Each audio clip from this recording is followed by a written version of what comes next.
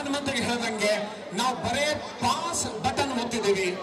ತಿರ್ಗಾ ಪಾಕಿಸ್ತಾನ ಏನಾದ್ರು ತೊಂದರೆ ಮಾಡಕ್ ಬಂದ್ರೆ ಅವ್ರಿಗೆ ಈ ಸಾರಿ ಪಾಕಿಸ್ತಾನ ಪೂರ್ತಿ ನಿರ್ನಾಮ ಆಗತ್ತೆ.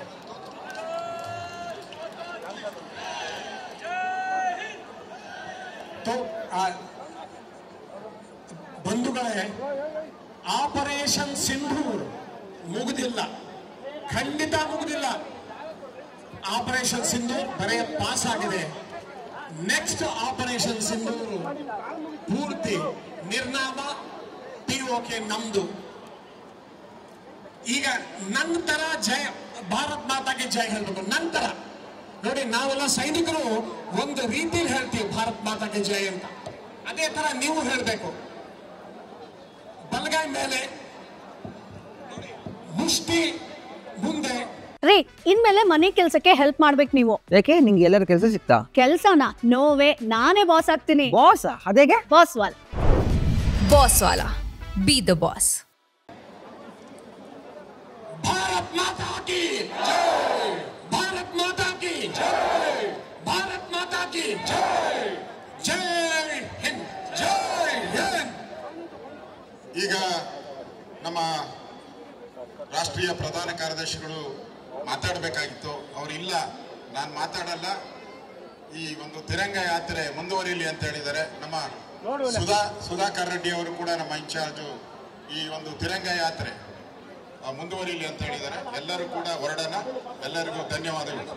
ಡೈರೆಕ್ಷನ್ ಕೊಡ್ತಾರೆ ರವಿ ಅವರು. ದಯವಿಟ್ಟು ಭಾರತ್ ಮಾತಾ ಕಿ.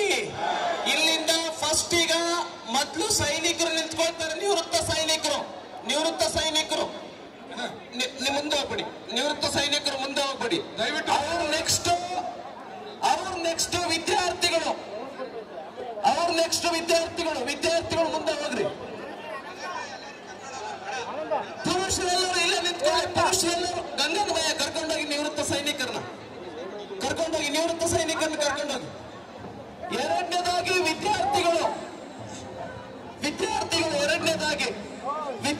ಹಂಗೆ ಮುಂದೆ ನಡೀರಿ. ವಿದ್ಯಾರ್ಥಿನಿಯರೆಲ್ಲ ನೀವು ಮುಂದೆ ನಡೀರಿ, ಆ ಗೇಟ್ ಹತ್ರ ನಡೀರಿ. ಪುರುಷರೆಲ್ಲ ಇಲ್ಲೇ ನಿಂತ್ಕೊಳ್ಳಿ. ಒಂದ್ ನಿಮಿಷ, ಪುರುಷರೆಲ್ಲ ಇಲ್ಲೇ ನಿಂತ್ಕೊಳ್ಳಿ. ಅವ್ರ ಲೈನ್ ಸೆಟ್ ಮಾಡ್ತಾರೆ. ಮೂರನೇದಾಗಿ ಮಹಿಳೆಯರು, ವಿದ್ಯಾರ್ಥಿಗಳ ಹಿಂದೆ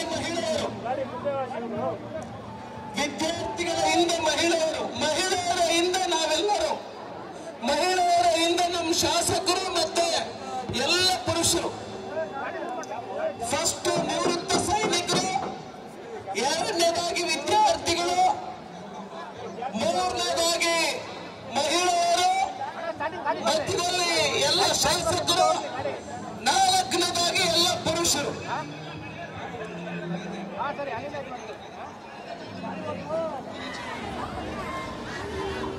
ಹೇಳ್ರಿ